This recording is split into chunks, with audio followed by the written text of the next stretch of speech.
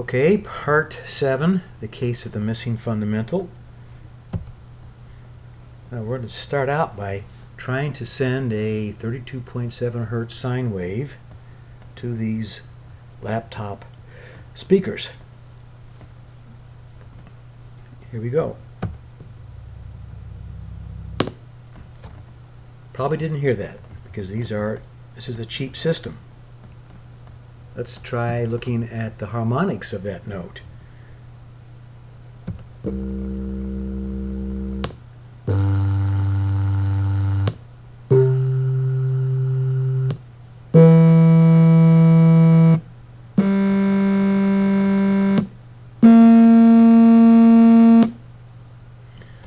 Okay, now let's combine them.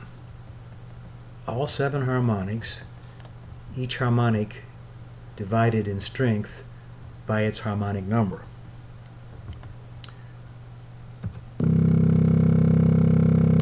Okay, the sum is strong and it sounds like a 32.7 hertz tone, even though we know this particular component isn't being heard. The autocorrelation thinks that the pitch is 32.7. Now let's remove the fundamental. Again, we're dividing each harmonic by its harmonic number. Again, we get a sound like a 32.7 hertz. And the autocorrelation still thinks it's 32.7 hertz as the pitch. There's a little peak here at the second harmonic, but it's not that significant. Now let's remove the fundamental and the second harmonic, leaving just the third through the seventh. Still sounds like a 32.7 hertz tone. And the autocorrelation still thinks that's what the pitch is, although we are starting to see some peaks here for the higher frequencies. This one, for example, is about 98.1, which is close to the third harmonic. Now we are going to toss out the fundamental, the second, and the third harmonic. Still sounds a little bit like that. And the autocorrelation says, yep, the pitch is still primarily 32.7 hertz. For example, here's where the fifth harmonic shows up. Now just 3 remain. Doesn't sound too good. And we start to see that although there's still a peak at 32.7 hertz, we're getting some other peaks in there above this 0.5 level or 0.4 level, which seems to be the point at which we start losing the effect of the single peak. So we're losing it. Last 2 harmonics. Okay, that doesn't sound like it at all, and the autocorrelation is basically confused because it's got a lot of peaks going on. There is a max peak here at 32.7, but there's other peaks up in the 8.5 range which cloud the issue. Now let's see why this might happen by looking at some graphs.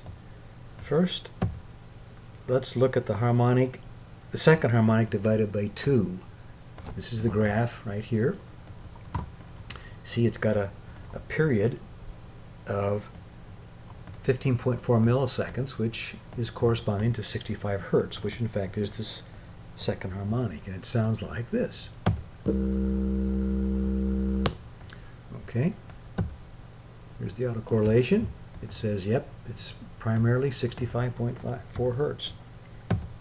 Now let's add the second and the third together. Second divided by 2, third divided by 3. You can see these dotted lines are the individual components. The green, for example, is the third harmonic divided by 3. Here's the second harmonic divided by 2. Add them together and you get the blue line, blue trace, and you see what's happening. You start to get a reoccurring pattern. And it has a period of 30.5 milliseconds, which is that of the 32.7 hertz signal, even though it's not present. Sounds like it. And the autocorrelation is supportive of that. peak here at 32.7, even though we've also got one down here corresponding to those second and the third. Now we add the fourth harmonic divided by 4, and we get this solid blue trace here. It's got a period equal to that of the 32.7 hertz, so there's a recurring pattern here, even though the 32.7 hertz signal is not present. Has that sound, and the autocorrelation is showing a peak here at 32.7. We're starting to get a contribution down here, but it's not enough to change the sound. Finally, let's add the fifth divided by 5. Fifth harmonic divided by 5. And again, all these dotted lines show the individual components. This fifth harmonic is this magenta dotted line here.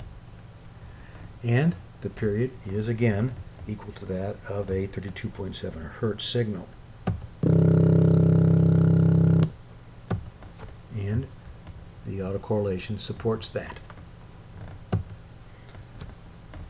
Here's the spectrum of the single 32.7 hertz signal, which we started out with. You couldn't hear it. You could hardly hear it. Here's the signal of all 7 harmonics with their amplitudes divided by the harmonic number. It was strong, and of course so was this one with the missing first harmonic, because in fact you can't hear that using these speakers. So in effect, the higher harmonics are adding up to produce a wave that has a repeating pattern equal to a period equal to the fundamental, even though the fundamental is not present. And the autocorrelation curves support the idea that although the line spectrum shows the individual location of the strengths at various frequencies, the autocorrelation takes all the harmonics into account to provide an estimate of the pitch. Okay, let's finish off here with part 8, and we'll try to use the spectral centroid to detect the difference between European and American pianos.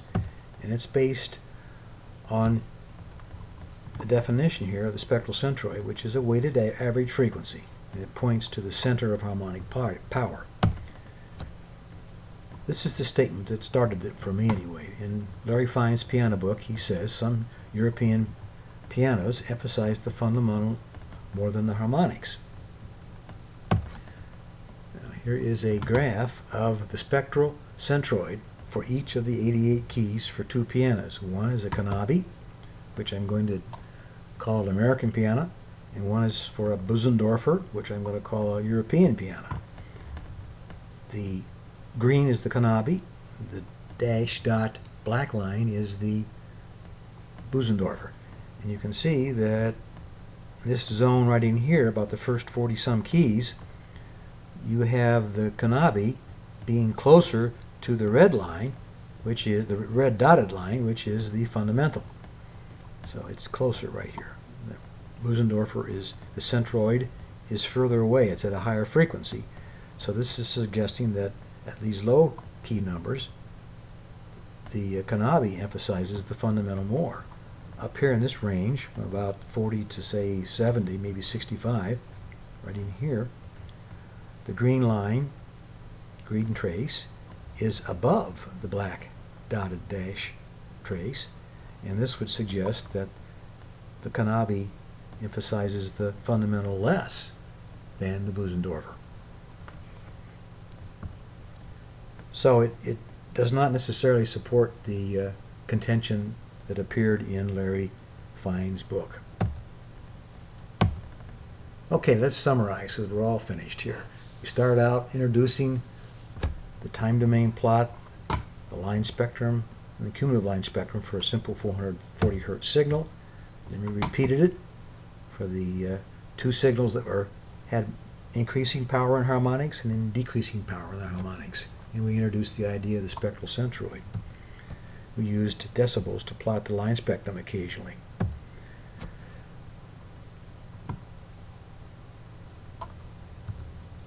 Then we talked about the internal 440 hertz signal that was sent out to the microphone for the Zoom H2 and then fed back to see what kind of extra components it picked up. We showed a short example of using the spectrum to follow the activities of a tuning attempt. We looked at a plucked string. We look at a struck, flexible, and stiff string.